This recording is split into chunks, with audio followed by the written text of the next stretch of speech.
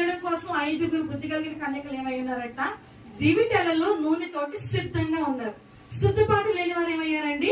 విడువబడ్డారు. సిద్ధపడ్డ 5 ఏమయ్యారు? ఎత్తబడ్డారు. హల్లెలూయా.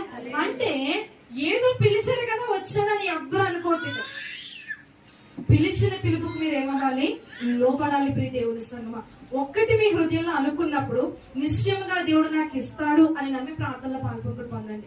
నిశ్చయంగా నేను దాన్ని పొందుకుంటున్నాను అని నిరీక్షించి ప్రార్థన చేయండి. నిశ్చయంగా అది జరుగుతుంది అని మీరు నమ్మండి. నమ్మటం వలన ఏం కలుగుతుంది? విశ్వాసం కలుగుతుంది. ఎప్పుడైతే నువ్వు విశ్వసిస్తావో ప్రియ దేవుని సంగమా, నీ జీవితంలో ఆ విశ్వాసమే కార్యం జరిగిస్తుంది.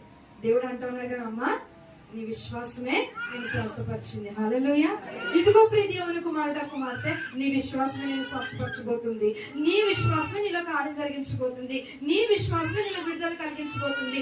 నీ విశ్వాసమే నీలో అద్భుతాలు జరిగించబోతుంది.